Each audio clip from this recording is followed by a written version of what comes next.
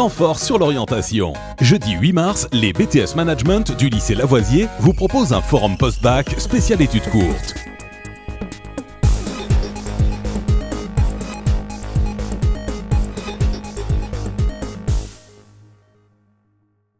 Je suis sociologue, maître de conférence et je travaille à l'université d'Humaine. Et l'économie a changé complètement. Quand on a monté cette formation qu'on appelle la formation courte post-bac, on avait besoin des techniciens supérieurs, mais la société dans laquelle nous vivons, on a toujours besoin des techniciens supérieurs, mais cela ne suffit pas. Surtout avec la crise aussi, il faut aller un peu plus loin pour pouvoir trouver un emploi. Vous saisissez? Donc, et le système universitaire aussi qui a changé avec les réformes successives. Actuellement, comme vous le savez, aussi bien dans les lycées que dans les universités co-diplômantes ou dans les universités seules, dans les IUT, il y a énormément de licences professionnelles. Quand on est passé en LMD, hein, licence, master, doctorat.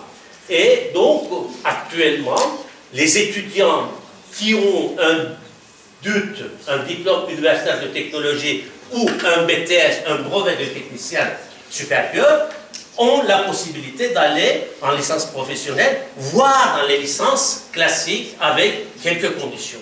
Bonjour à tous, je m'appelle Cathy, j'ai 22 ans. Donc, je suis aujourd'hui conseillère clientèle au Crédit Mutuel, donc je m'occupe d'un portefeuille de clients particuliers. Mon parcours scolaire, donc j'ai fait un bac ES. J'étais une élève plutôt moyenne, 10,5, 11, donc je n'avais pas forcément... voilà. Les études pour moi au début c'était pas ça. J'ai eu mon bac avec beaucoup de difficultés, je suis allée au rattrapage, donc pour pas grand chose, hein, comme je disais tout à l'heure, 9 points. Je me suis loupée en économie, bac coef 9, donc voilà. Donc forcément, arrivé en juin, j'avais rien du tout. Donc je ne savais pas quoi faire, j'étais un peu perdue, comme je pense la majorité d'entre vous aujourd'hui ne savent pas forcément quel choix ils vont faire dans quelques jours.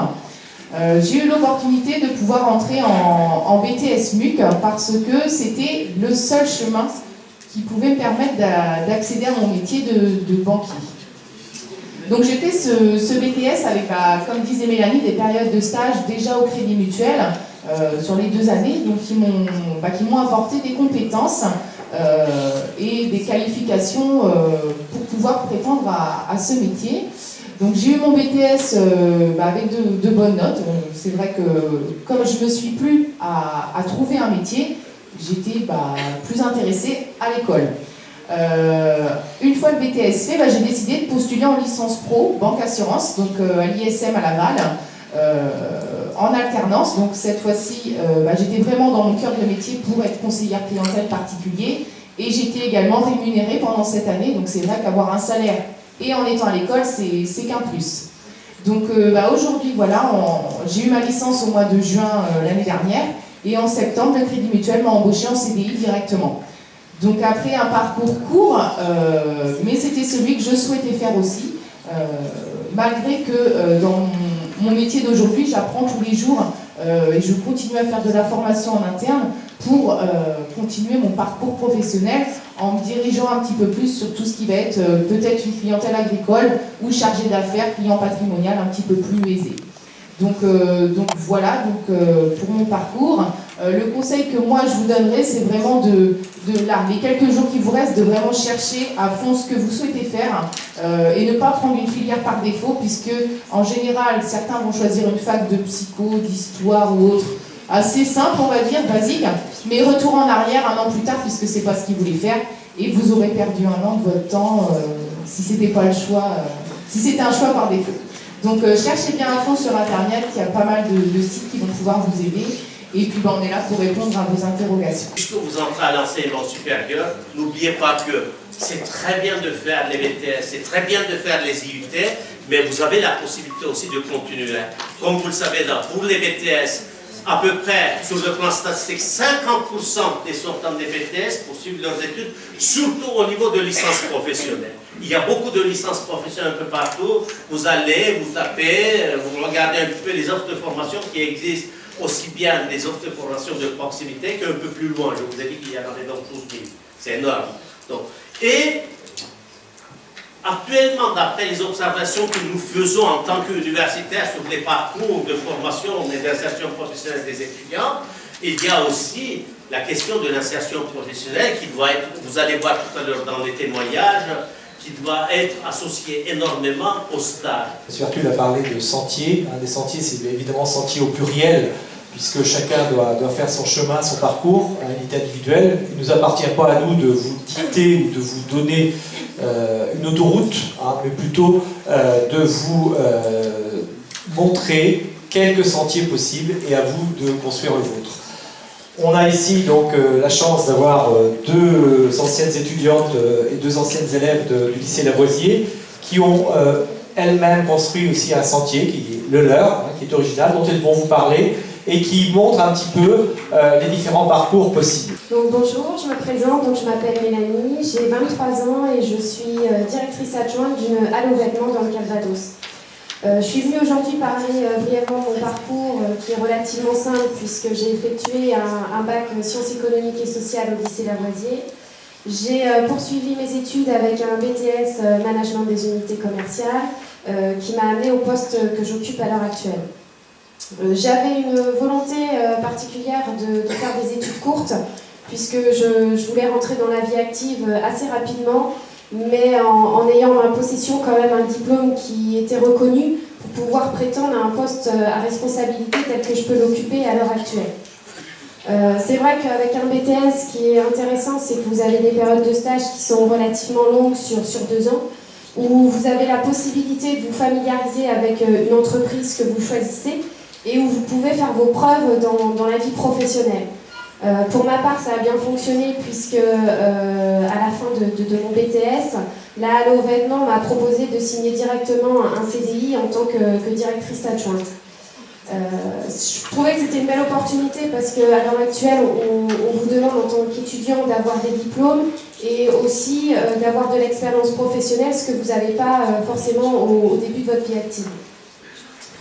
Après, c'est vrai que j'étais moi personnellement confrontée à des difficultés puisque à 21 ans, je suis rentrée dans la vie active en ayant un poste de manager puisque je suis en collaboration avec ma directrice de magasin à gérer une équipe de plusieurs personnes, à être amenée à rencontrer des choses que je n'avais pas forcément vues dans ma vie étudiante.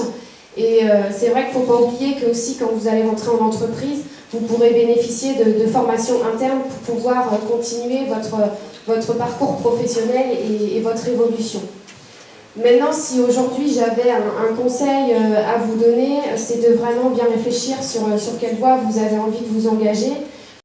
Donc parce que d'un côté, il y a la crise qui est là, on a besoin de la main-d'œuvre de plus en plus qualifiée parce que la société change, on sous-traite tout ce qui est l'industrie ailleurs, les produits industriels.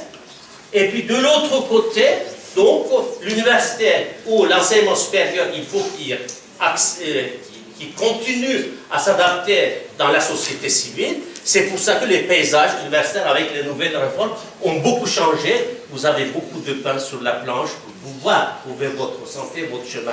Et je disais avant de venir ici, un supplément d'un quotidien du soir, le supplément qui est sur l'université et puis sur la grande école, je fais comme ça quand même, pour ne pas faire de la pub. Et ça, vous savez ce que c'est le monde. Bien. J'ai pas fait la pub. Non, ce qu'il disait, il disait qu'actuellement, vous, en sortant donc, avec un baccalauréat, tout le mal qu'on vous le souhaite, que vous obteniez, avec des bons résultats évidemment, parce que le sentier sera plus facile à prendre, vous faire réagir toujours, d'accord? Et puis, il y avait 12 000 formations actuellement.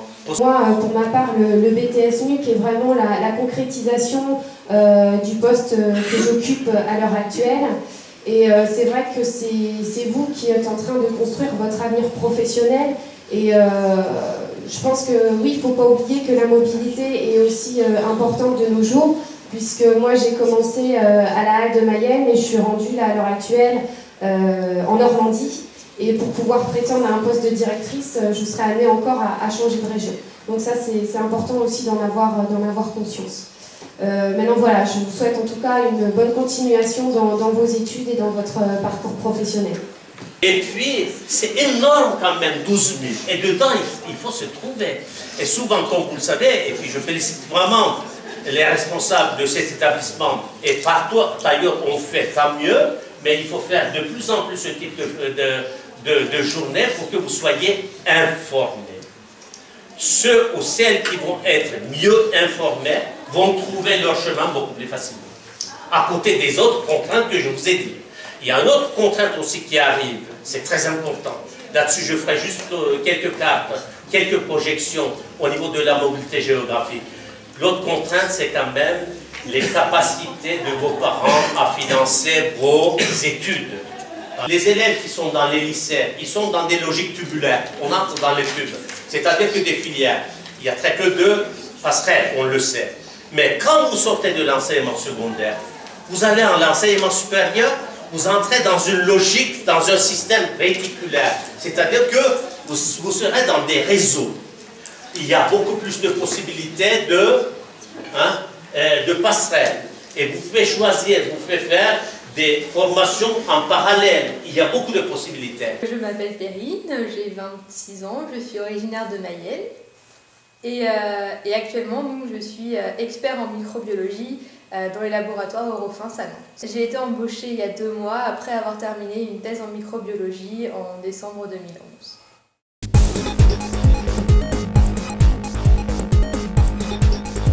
Donc, je suis rentrée en seconde au lycée Lavoisier en prenant donc l'option physique. Ensuite, je suis passée en première S et en terminale S avec option physique-chimie également. Et j'ai poursuivi ensuite donc, par un IUT de biologie à l'IUT de Laval, donc l'IUT analyse biologique et biochimique, jusqu'en de 2003 à 2005. En 2005, je suis rentrée donc, à l'Agro de Paris, donc l'Institut national agronomique de Paris-Grignon, pour préparer donc, mon diplôme d'ingénieur agronome que j'ai obtenu en 2008. Et en 2008, j'ai commencé donc, une thèse en microbiologie à l'INRA que j'ai terminée en décembre 2011, avant de commencer donc, mon travail d'expert en microbiologie au sein des laboratoires Eurofins à Nantes.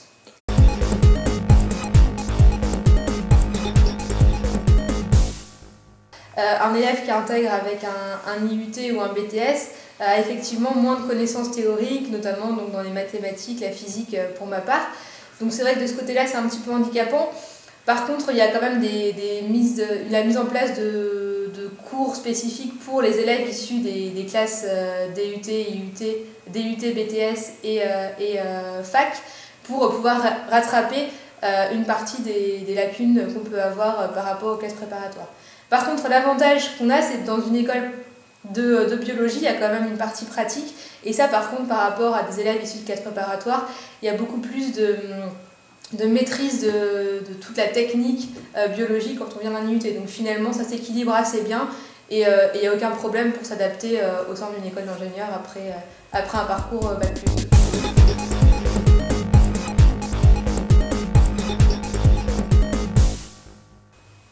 Des conseils, c'est pas forcément facile à donner parce que chaque cas est différent et chaque aspiration est différente.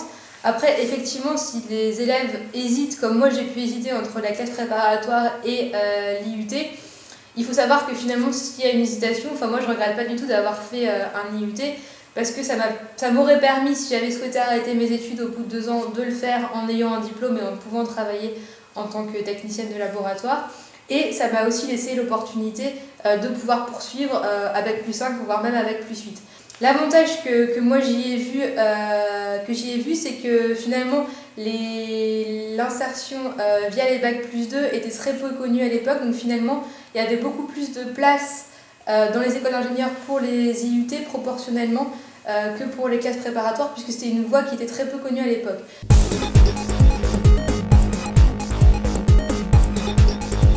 Clairement, pour une thèse, c'est un avantage énorme par rapport à d'autres élèves, puisque une thèse, c'est quand même une grosse partie de pratique.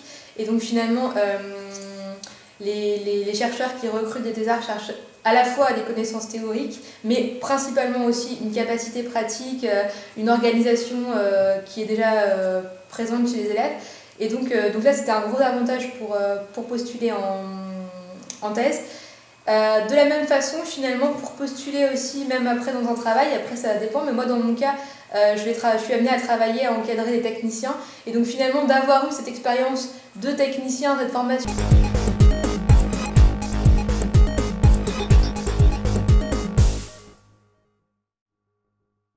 Je vais simplement insister sur 2 ou 3 points. Ce qu'a dit Cathy, c'est-à-dire qu'en BTS, les élèves qui ont un sens pratique et qui veulent des choses concrètes, notamment par l'intermédiaire des stages qui sont longs, peuvent effectivement s'épanouir comme elle l'a, vraiment démontré, en réussissant pleinement son parcours d'études. C'est un premier point sur lequel je voudrais insister. Et un deuxième point est qu'il faut savoir qu'il y a à peu près un étudiant sur 2 encore aujourd'hui, même si ça s'est amélioré, qui abandonne à la fin de la première année de son parcours universitaire. C'est pas trop la question des parcours universitaires qui est en jeu. C'est la question d'étudiants, enfin d'élèves, au moment où vous en êtes, qui parfois vont faire un choix par défaut. Et donc, ne voulant pas choisir, ils vont plutôt choisir une discipline, une matière, que de choisir une voie avec un projet professionnel derrière. Alors c'est vrai que quand on va en IUT ou en BTS, on est obligé de faire cette démarche dès maintenant, parce que, on l'a dit, que ce soit pour des professions ou pour des métiers, il est quand même important, vous faites déjà un choix. Le post-bac, vous connaissez la technique, il faut maintenant le compléter de façon pertinente. Pertinente, ça ne veut pas dire tous pareil, ça veut dire en fonction de tous les éléments que M. Arthur vous a donné tout à l'heure. Tout ce qui dépend de vos envies, de vos possibilités, des possibilités de vos parents, d'un tas d'éléments, de variables qui sont, par définition, propres à chacun. C'est que après le BTS, les brevets des techniciens supérieurs, ou bien après les IUT, les deux, donc le diplôme universitaire de technologie, ou d'autres formations courtes qui existent, il suffit de naviguer sur le net. Vous pouvez commencer à travailler. Et le législateur, à cause des crises successives que nous vivons depuis à peu près une trentaine d'années, les législateurs successifs qui ont quand même monté un arsenal juridique qui est extrêmement intéressant au niveau de la formation tout au long de la vie. Il est fort possible que pour moi, vous pouvez faire aussi, vous voyez que si vous n'aimez pas beaucoup les études longues, vous pouvez entrer sur le marché du travail et puis vous pouvez faire avec les BTS et puis les DUT beaucoup plus facilement qu'un enseignement classique. Si vous voulez aller un peu plus loin, l'université classique reste aussi, mais ça demande beaucoup plus d'autonomie. C'est à vous de voir. Si vous voulez aller plus loin, ça sera beaucoup plus simple pour vous de continuer dans la filière que vous avez bien visée, tout dépend un petit peu de votre projet du départ qui est bien net et clair, n'est-ce pas? Mais par contre, vous pouvez toujours commencer à travailler si vous trouvez un emploi, surtout par des temps qui courent, et faire une formation à côté. Et il y a le droit individuel à la formation, le congé individuel à la formation tout au long de la vie. Temps fort sur l'orientation. Jeudi 8 mars, les BTS Management du lycée Lavoisier vous proposent un forum post-bac spécial études courtes.